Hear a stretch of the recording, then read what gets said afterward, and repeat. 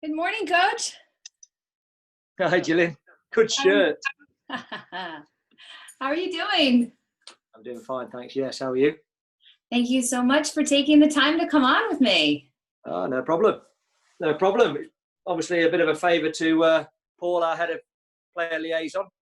Yeah. He's a mad keen golfer and has obviously been in contact with you previously. So, yeah, no problems. We've got him to thank, and I've got him to thank for this jersey. Good jersey. Good jersey. So the reason I'm so interested in talking to you, aside from the fact that you've got such a high profile position on such a high profile club, is that you play golf, and Yeah. you've got a great history as a player, both of, I'm going to call it football, but we know it's soccer in the U.S., but we'll call it the proper term, right? Football. I'm easy either way. You started as a player, is that right? And then walk me a little background of your football and then your golf. Right, so football-wise, I started as a professional player at Derby County back in the mid-80s. Came through as an apprentice into being a professional, just got into the team, played about a dozen or so games, and then I got a serious injury, which unfortunately I wasn't able to recover from. And although that was pretty devastating at the time, at least it refocused my attention on a coaching career. So I went into coaching very early. I think I was the youngest ever first team coach at about 28, fully qualified. I went back to university, did some extra qualifications and things like that. And then career as a coach has taken me on a fascinating journey up to now. I've been at numerous clubs, including, I'd say, Middlesbrough, Newcastle, Everton, Manchester United, now Arsenal. And in between that, I was a sporting director at Aston Villa. I worked with England national team for 2 or 3 years. So, fascinating career as a coach, which I really love and enjoy. And then on the other side of that, started playing golf when I was in my teens and carried on ever since. And recently, probably about 5 years ago, I joined a local club up here called, near where I live in Cheshire, called Delamere Forest Golf Club, which is a fantastic golf club with great membership. A really, really terrific little gem of a club, really. And play most of my golf there now. Terrific. So you're a dedicated golfer. I love that too. But you're my kind of guy. You're my kind of person that you have the mindset of a coach. You have the experience of a player, and you also love golf. So. Yeah, I love sport in general, to be honest. I love all American sports, and I spent a lot of time over in the US visiting different sports, different coaches. I've got a lot of really good friends and contacts out there. And obviously reciprocate, they come over to us, and I've always had study visits wherever I've been. So yeah, transatlantic relationship, and get to play quite a bit of golf in the US, which I also love. It's a fantastic place to play golf. It's a bit different over here. There's a lot more, sort of fanfare around the whole experience, the entrance and the meals and it's a whole world over here with golf. Yeah, it is. It is different.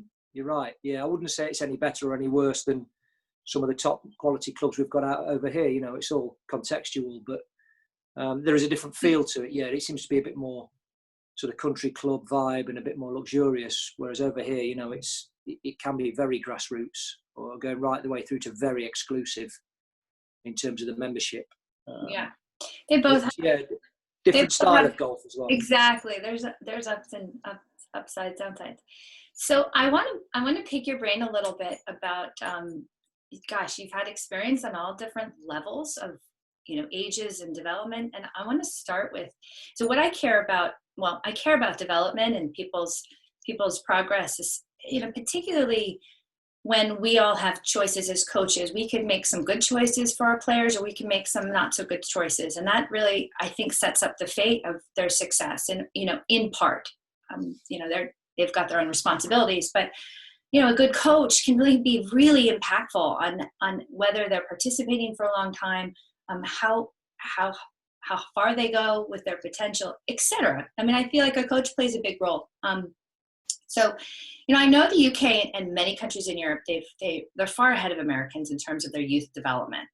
And I kind of want you to weigh in on that. I know more kids have access to sport and golf and probably in football. I'm very curious to know what the access, what it's like if you're in middle school, if you're in eighth grade, so an eight-year-old, let's say 8, 9, 10, 11 years old, and someone has some promise. What are their options, and what do the channels look like in the UK for a football player and maybe golfer too? Yeah, with football being our national game and such a massive global sport, it's slightly different to that than it is in other sports. Football over here, if you've showed a lot of promise as an 8-year-old, it's more than likely you will be at a professional club already. So you'll be playing within their academy, which can start at 5, 6 in fun aspects, but really competitively at 7 years of age, where they form teams and have training 3 times a week, maybe 2 sessions at a weekend, including a game against another academy. So the local leagues, which run from 6, 7 years of age upwards, and the local schools will all play against each other in little games, in little leagues, in mini leagues and things like that. And then the professional clubs will have scouts there. They'll see these kids at that age and then bring them into the academy fold, usually for a trial period. And then obviously if they show real promise, they'll sign them up for a year. And then during that time, you've already got expert coaches at that particular age level, at that particular field, working with those elite players. And like I say, they'll be working with them 2, 3, 4 times a week and a weekend, plus games against other clubs. So everybody's playing in the same level of standard. So we're talking 7, 8-year-olds, not maybe 9, 10. No, just 7, 8. It'll start at 7, 8 and go right the way through to 16. Right. So that each elite academy category 1 academy will have teams at 7s, teams at 8s, teams at 9s, teams at 10s, right the way through to 16. And then at 16, you have the opportunity to bring them on full-time on what's called a scholarship program. So you could say it's a bit like your university scholarship programs, where you will bring them in at 16 from school. They'll do education and football until they sign either professional forms, which they can sign at 18, or they will do the 2 years. Who's paying for this when they're young? So let's say you've got a family that is tight. So, okay. So no matter, everyone has access to it. Yeah. If you're good enough, the club will pay. They will financially support that player. They'll pay for the coaches. Probably a category 1 academy budget will range somewhere from a minimum of around about £5 million a year, up to whatever they decide to put into that academy. I mean, there are Premier League clubs spending 15 to 20 million pounds a year and running their academies. So yeah, they are putting a lot of time and effort into these young players. Now, so, okay, so many questions. What's the affiliation that Arsenal has with these academies? Do you have, we call them maybe farm leagues, where you call it a developmental, do your tentacles run all the way down to age 8, 7? Yeah, 7, yeah. We have a category 1 academy in it. Actually, it's an outstanding academy and has brought through a lot of players over the years. And we resource it very well. And we will look mainly to recruit within our own area, so the London area, but also as the players get older, we branch out basically globally. We'll be looking at players from all over. I mean, we signed Martinelli, who's an 18-year-old from Brazil, who came into our academy, but was that good he went almost straight into the first team. So wow, I mean, you've got a pretty international team in Greece, Germany, Gabon, Spain, Uruguay, Brazil. You've got the whole thing. Spain, yeah, you've got everything. But you're starting them, even you're pulling them in from different countries even at that young age? Not at below 16 years of age. We may have players that were readily working with us at 14, 15, but we'll probably still be living at home unless we bring them over, which we do. We could bring them over and school them over here. Yeah. And they live in accommodation with other families. But generally below 14, no. 14 and above, yes. And then 16 onwards, definitely. We'll bring in players from all over the world. Wow. And then what happens, let's say, okay, not everybody can make it at an elite level. So you are harvesting the best of the best. And then what happens to the rest? So someone doesn't make it in football. Will do they have a chance to play in high school? Do they have a chance to play, or are they just done? Well, we've got a massive professional tiered game. So you've got the elite level, which is Premier League, and then underneath that you've got the Championship. Sure. You've got the first division, the second division. So they're divisions, 92 professional clubs, ranging from the Premier League right the way down. 92 so players in the UK? Yeah, that's just in the UK. So that players can find their standard and level and still earn a good living. Mm. Then below that, we've got sort of semi-professional. So we've got leagues below that, which will still support and pay the players, a nice either wage or subsidy to another job's wage. Mm. So if you're a very good player but not quite good enough for Arsenal, you might get a team will take a chance on you and use you in one of the leagues below that. So you've still got an opportunity. Unfortunately, there is a high dropout rate where players maybe are with you who don't make the grade or aren't good enough physically, technically, tactically, whatever it may be, and will fizzle out the game. But, then they go on and get a living, whatever they're going to do. They may go back to college, they may go back to school. The scholarship program that we provide should, in theory, give them enough opportunity to get a career in something else, because we do offer that education as well. Wow, that's great. So the PGA of America, the governing body for golf in the United States, PGA, has adopted the American Development Model, which was a coordination of many different governing bodies involved in golf. Not only that, but the Olympic Committee and other organizations that made an observation and then turned into a statement. And that is, if we start specializing too early with kids and we start weeding them out, we risk maybe burnout. We risk weeding out players so that they don't participate. And we want more youth to participate in sport, of course. And we don't want to create an environment where they can't get in there and do it.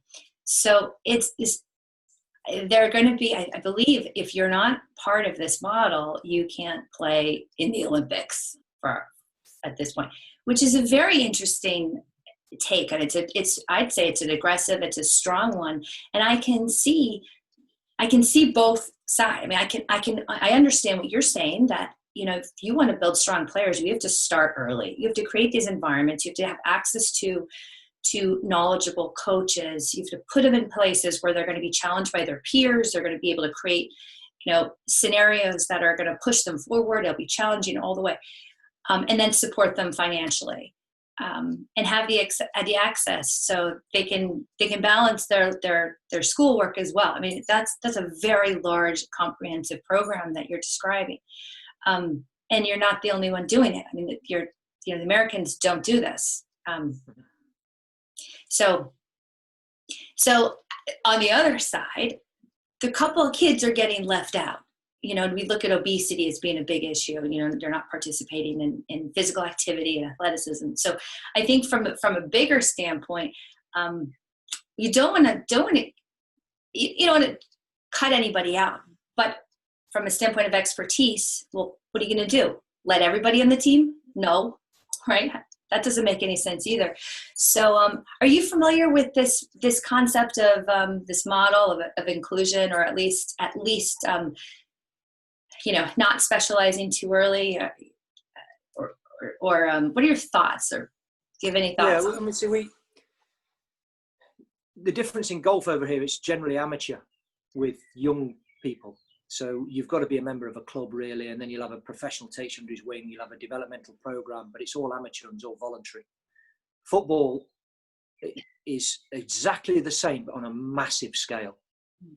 So our grassroots area of football caters for everyone, from participation, girls, boys, different age groups, everything. So if you want to go and play a sport, whether that be football or rugby or something different, on a Saturday and Sunday, you can find that opportunity. It's all out there for you, and it's run by volunteers, it's run by amateurs, and a lot of people give up a lot of time, and fantastic people giving up all of their weekends to help these kids play and enjoy the game.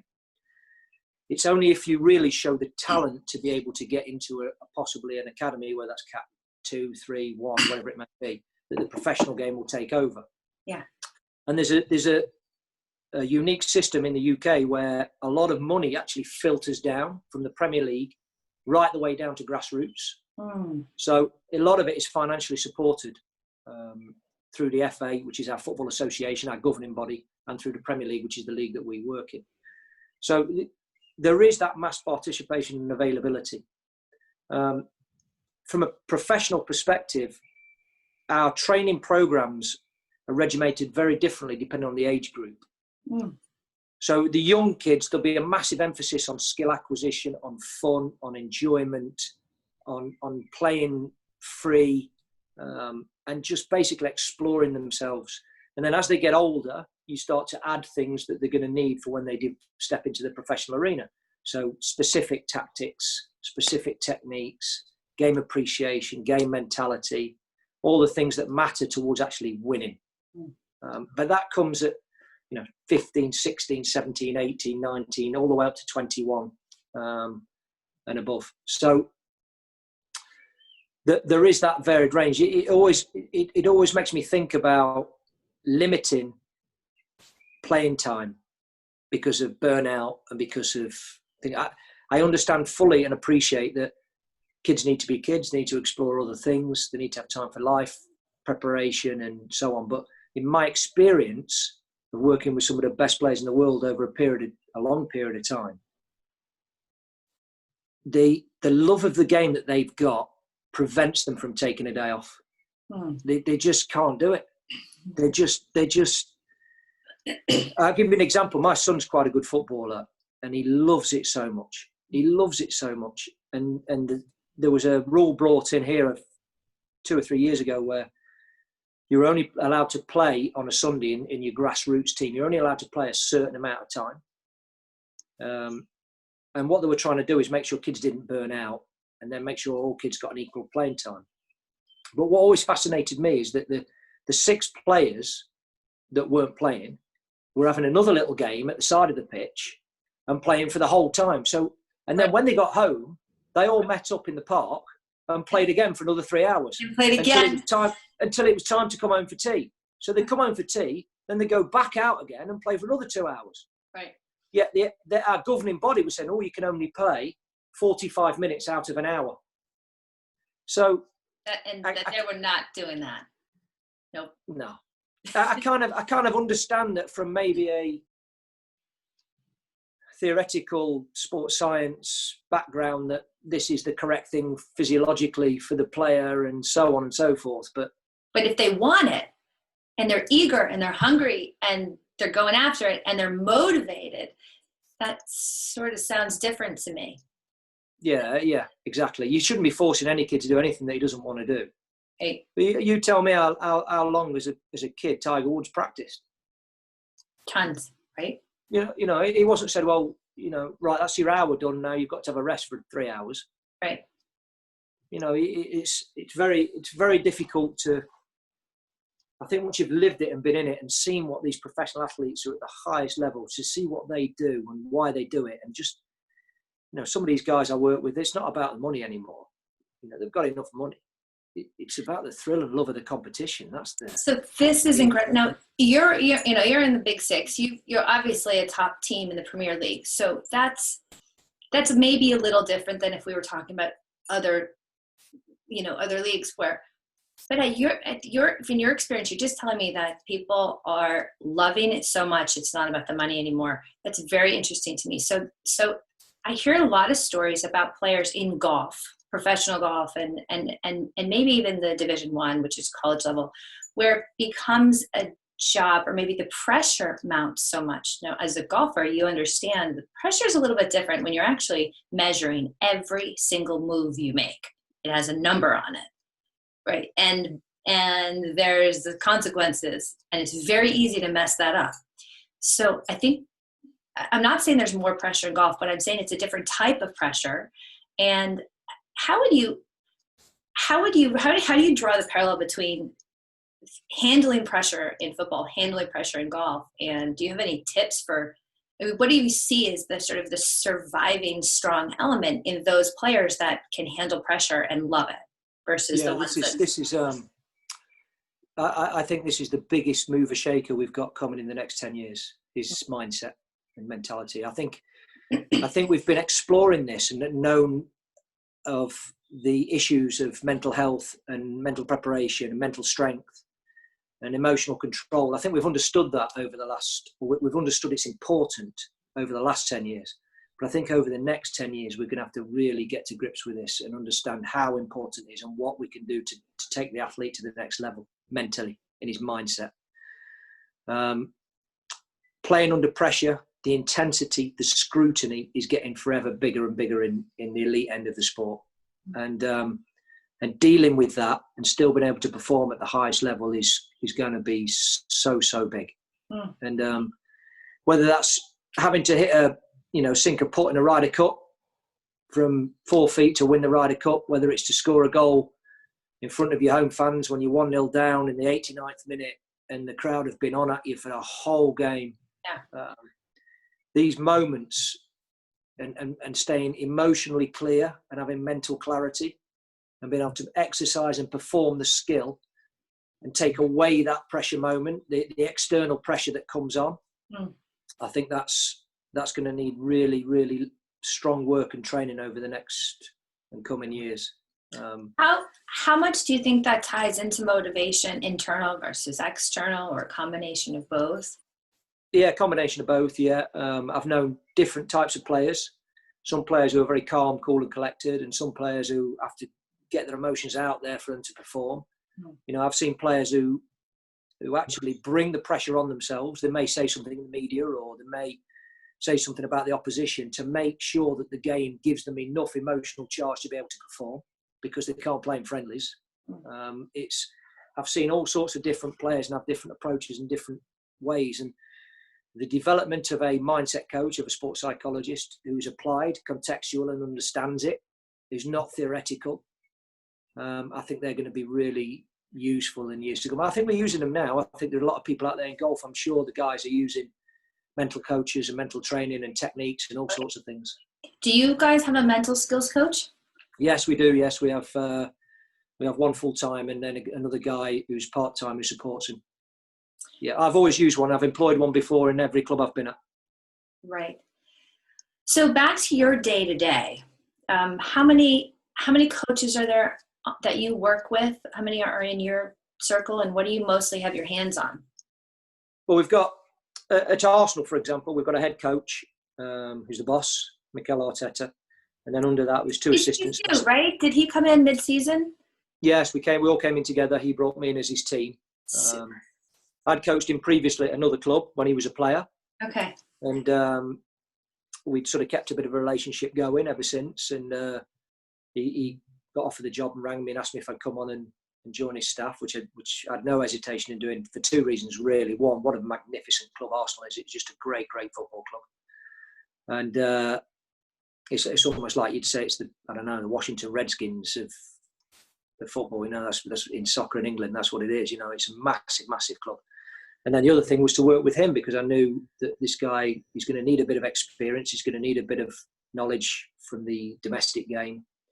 And I thought he got a real chance to become one of the best coaches in the world, let alone in the UK. So I didn't hesitate in joining him. Yeah. So there's me and there's another coach, Albert, who's a Dutch coach, who's a very technical, tactical expertise. And we've got Freddie Lundberg, who's an ex-player who's still involved at the club, who's a coach. And then we've got a goalkeeping coach as well. So that's mainly the inner circle. Mm-hmm. And then from that, we have different departments. So we've got a head of sports science and medicine, who's actually an American guy, Shad Forsyth. Great guy and really knows his stuff.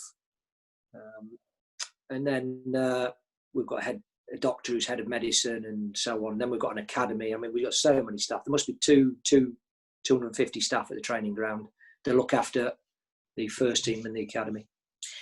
So you're there. Okay. The first, how many are on your squad? 20? We probably have a squad of around about 25. Okay. We're first team players. Now we've got a mixture of some very, very talented young players who've come through the academy, and then seniors from, like you've said, all over the world. You play a lot of games, right? You might have a midweek game and a Saturday game. match. Sorry.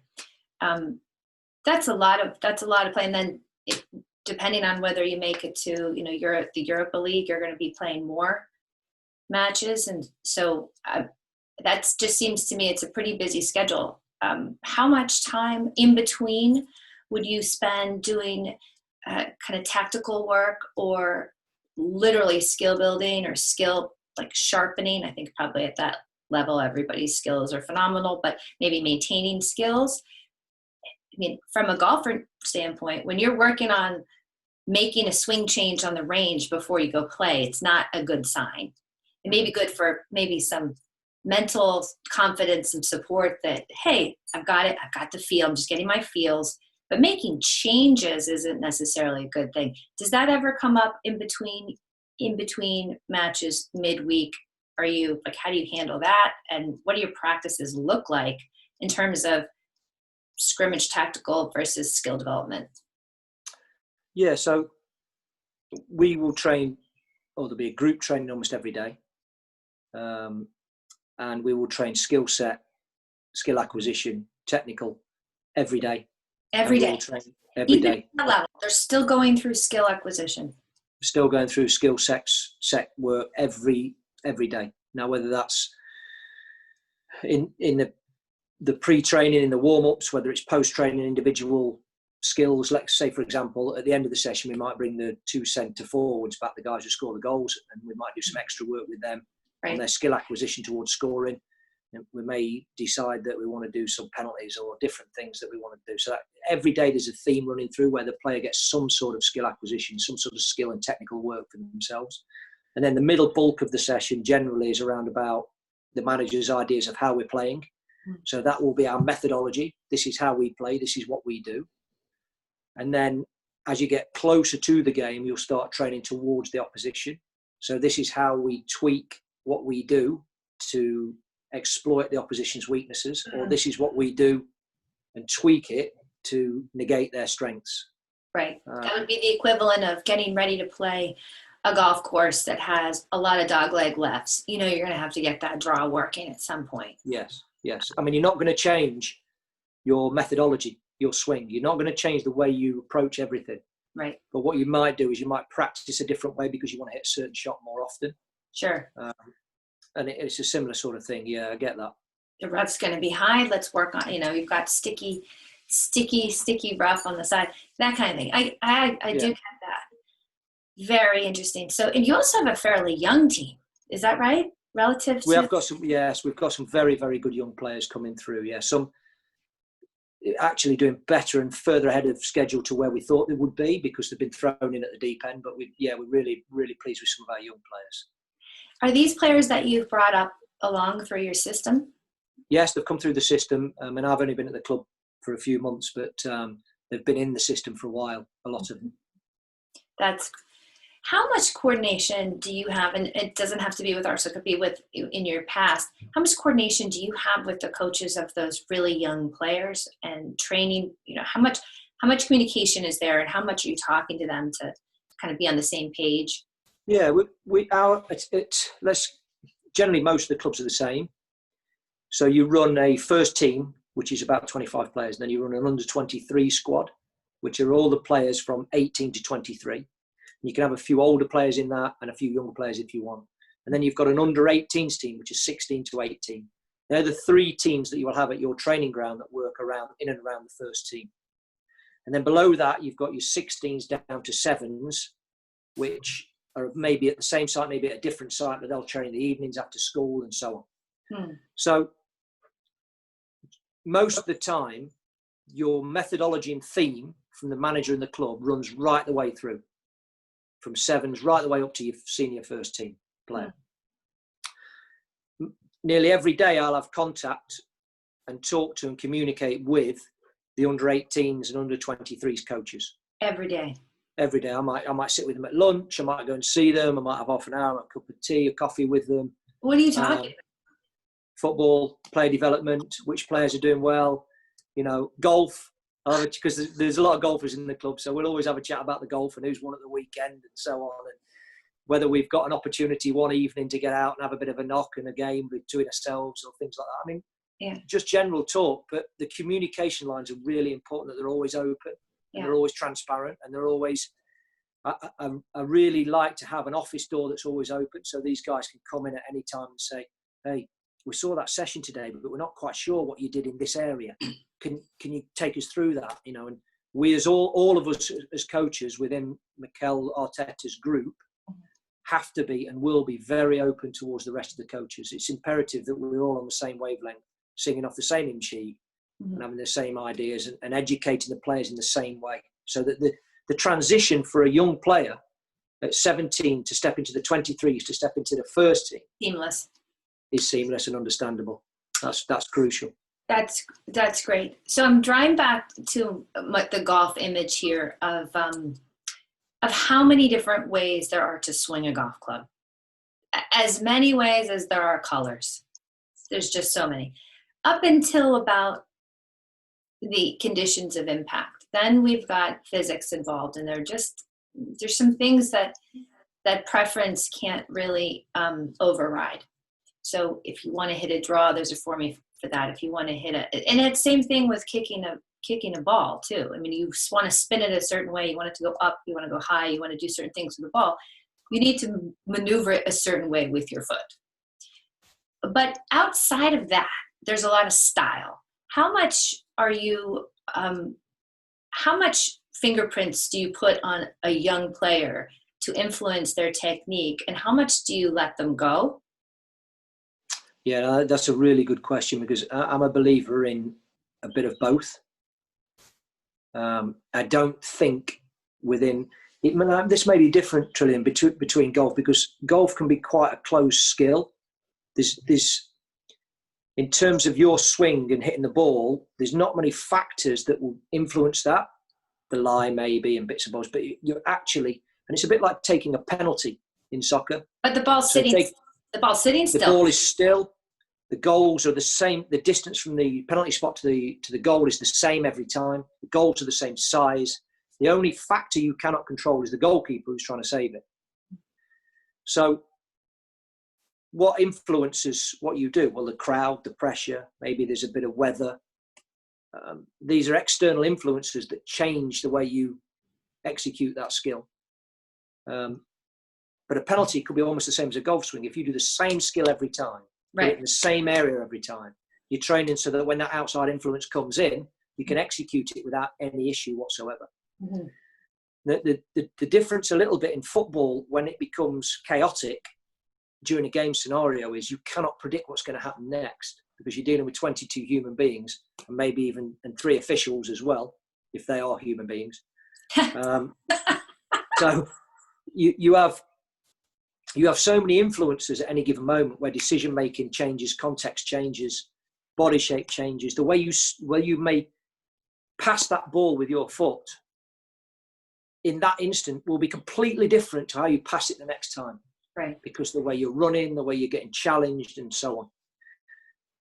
Now, to that, there has to be a lot of natural development in your skill acquisition to be able to deal with that at any given time. And I'm a big believer in allowing freedom to young players, especially, to develop their own coping skills and strategy skills, and to deal with that rhythm of the game. But I'm also acutely aware that you need to drill in certain aspects in focused practice, so that you can experience the intensity, the pressure, and the need to repeat at a higher level. So for me, there's a bit of a mixture. But I'm a big believer in allowing young players, especially, to develop their own skill sets. Yeah, I'm thinking of, let's say, I was watching the rowing in Olympics the last summer that it was in, and there's styles of rowers. You can tell, okay, the Australians row differently than the British row. It's very interesting to see. Is that the same in football, where there's a style of play? Different clubs have different styles. They're going to do a lot more whatever. I don't. Yeah. But there will be. Yeah, I mean, most clubs, the successful clubs especially, will have their own identity. And if you're going to be successful, you'll recruit to that identity. So the player will hopefully, his characteristics and skill set that you're looking at and his physical capabilities will match that identity. And therefore you get a bit of a more seamless transition into your team cohesion. Because if you're taking a player that's almost ready-made or ready-fixed, or suits the way you play, the style you play, suits your team, it's going to be more opportunity for them to be successful. Sure. And different teams have all sorts of different styles. And I'm sure if you look at your college program for golf, there'll be certain colleges who develop players in a different style to other colleges. And you can say, you'll be able to look at a player and say, he's from Clemson or he's from NSU or whatever it is, it's... Or a certain swing style because a particular coach is very hell-bent on a certain type of look or a certain skill at the top and the transition. This one likes a little flatter with a wrist that's more neutral versus this one likes a really long, high arm. So that's not a surprising answer. I was just curious to hear what your thoughts were on it. Now, in terms of your talent identification, scouting has changed a lot. And especially when you've got such a big program that you're kind of drawing from. But how do you think it's changed in, say, the last 10 to 20 years? It's evolved, we'll say. It's evolved. You're looking at different things than you're looking at before. Go into what you look for and how you can kind of ID someone as being someone that might make it farther along than another person. Yeah, well, I would say the biggest development is in football has been the same as in every sport, and it's the collection of data, and it's using data and metrics to try and predict and recruit. I think that probably stemmed originally from Moneyball and the success that they had there. Now, you've still got the eye on the ground, the scout who goes and watches the players and understands. And if you get a really, really talented scout who understands the levels and what it takes, and they're worth their weight in gold, they really are. But I don't think in football, unlike baseball, that you can maybe go too far to data, and you certainly can't go too far to scouting. You've got to have a really nice blend of both. You've got to have data to support what you're trying to look for and what's important to you and what fits in with your team logistics and metrics. And it can throw up some really interesting players, especially young players. But then to see that person play in the context he's playing in, the standard of league, how he deals with setbacks, how he deals with frustration, how he deals with the crowd, how he deals with the opposition situations, how he trains, how he interacts with people. I think you've got to have the experience. Yeah, you've got to have the experienced scout who goes and sees that. And when you can quantify both and bring them all together, you've got a much more successful solution. And I don't think you can be really successful one without the other, to be honest, in all my experience. But definitely data over the last 10, 15 years has come on leaps and bounds. It really has. What are 2 or 3 examples of the data that you think have been game-changing? Well, I think the metrics that they're now developing in terms of, let's say for one example would be expected goals, which is a big buzzword at the moment. So how many expected goals that player will score in a game because of the situations he gets into more often than not. Okay. How many times... So that you might be able to see that player might score. He's getting a lot of expected goal chances, but the ball isn't coming into him. So actually put him in a better team. He will score the goals because his expected goal score is very high. And that'll be a data measurement. The problem with the data is you can only measure what he's doing at that particular moment with the ball. So you don't see what he's doing when he hasn't got the ball. Is he working for the team and all the rest of it? So there are pluses and minuses, like I say, and that's why you need the eye to go and see it, the experienced scout.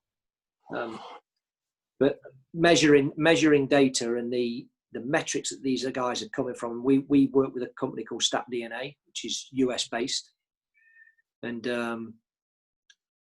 I'm not even going to start to begin to understand how they come up with some of these stats because it is mind-bogglingly boring, to be honest, in terms of the numbers and all the rest of it that they put in there. But these guys, they crunch the numbers, look at the data, and they come up with some fascinating stuff. They really do. And then, you watch the player. I'll go and watch the player live, and I'll go, yeah, they were bang on with that. That's spot on. We really like this player. I think his mentality is outstanding. the data backs it up. Mm.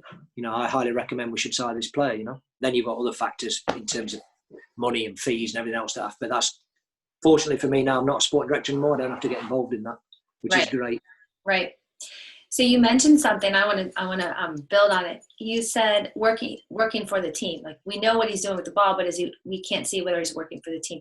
So I interpret that as being in on it, being a team player. You know, working with the team. How do you, as a leader, how do you manage all of these big, I want to say egos? You have to have a big ego to be a high level athlete, I believe.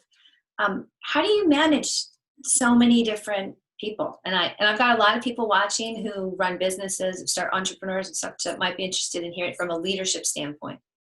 Yeah, well, we're continually working on emotional intelligence and leadership styles within the group, whether that's the head coach, the two assistant head coaches, or even the captain's group within the team.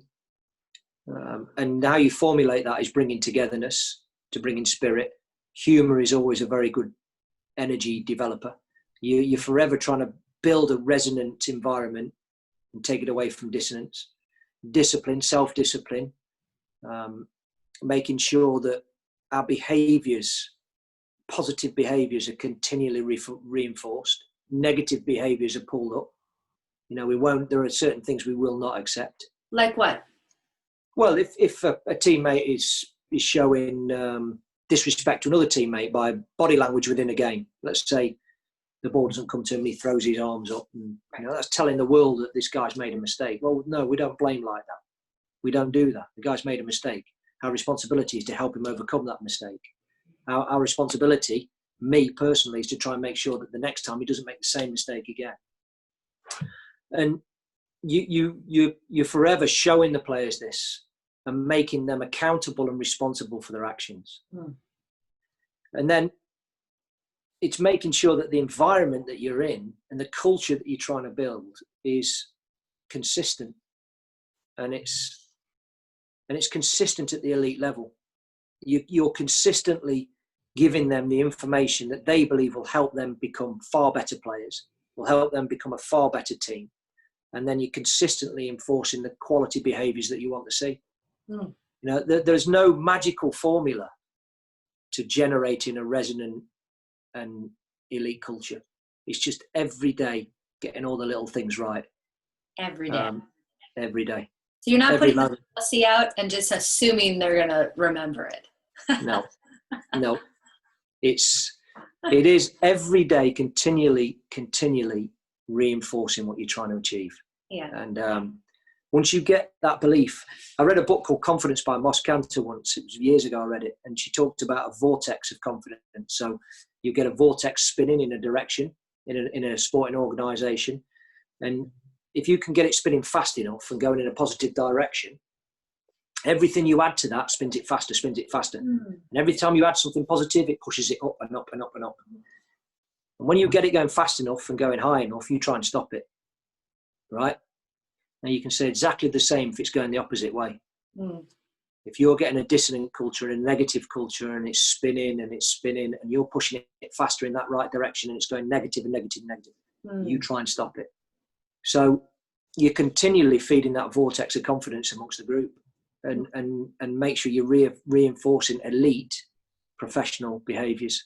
I think that's the crucial aspect. What's the name of the book again? It's called Confidence by Moss Cantor. Yeah. It's quite interesting. All right, everybody, put that on your reading list. So what about the relationship that some of your players have with, if they do have teams back home that they've been playing on, they've got a manager from their international team that they work with, and they may go home and play with that team for a bit, back and forth. I don't know exactly everybody's schedule and how it works, but what are your thoughts on having a few different voices in terms of coaches, so outside of your club? That could be, it could be tricky if they're getting two different messages. What are your thoughts? And does that happen? At our level, really, the only other club that they will be paying for will be their national team. Mm-hmm. Now, the national team coach will have contact with them, I'm sure, and he should be having contact. I've been a national team coach, so I understand that, you need those players to help your international team win. So you will be talking to them, but I would only have ever talked to them about the context of their international performances. And you don't really, there is a professional etiquette where you don't cross the line. But I'm pretty sure that players will have their own performance coaches, physical coaches. I know some of our players have got external masseurs, for example, that come in and work on certain aspects, or sports therapists. And I don't think you can stop that. So there's no point in trying to go against it. Just embrace it, make sure it's working right, make sure they've got the right expertise and the right people coming in, and so giving them the right messages and jump on board with them. If you're all working in the same direction and giving the same messages, so you're saying communicate. It's got to help. Yeah, it's got to help. It happens where oftentimes a player will go into a college level and they still have their instructor or coach that they've had growing up. Mm-hmm. So they've got two now, the college coach, and depending on the perspective and the routines that the college coach want to have, either that relationship is either severed or the relationship is embraced. And you said professional etiquette. I would love to think that exists everywhere in golf. I'm not confident that it does. I hope it does. And I can see how. But your answer is you have to coordinate and you have to embrace and you have to, because we've got the player who's really at the brunt of any kind of dissonance. It's not, you really, I'm pretty sure in golf with a singular person, it's not about the coach. No. It's about the player. Right. So if you've got a player who's saying to his elite coach right now, I got some really good results from my college coach, and I really enjoyed what they did, then this elite coach should be going to that college coach and saying, what did you do? Right. How can we come together on this? Can you help me? Because at the end of the day, it's about the player becoming as good as they can be. Yeah. And if that player becomes as good as they can be, I benefit as a coach and the college coach benefit. Everyone wins. You think that would be a pretty way of going about it. But we're dealing with humans and it doesn't always work that way. It's just some egos too. So how about slumps? I know we've got slumps in every sport, certainly in golf. Do you see that with footballers? Yes, absolutely.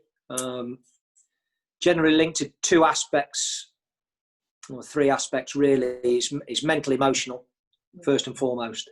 And then it could be physical. And physical could be influenced by lifestyle issues. So I think whenever you get a slump, it's understanding who the athlete is, understanding them as a person. It's understanding the background. It's understanding what is the underlying reason that this slump is occurring. And sometimes there's no immediate answer. I've had footballers who have gone through a slump and it's hurt them mentally and scarred them so much that you're not going to change and get them out of that slump in a week. It's just not going to happen. It may be that you have to take them out of the fire. Maybe they have to have a rest. Maybe they have to come away from it.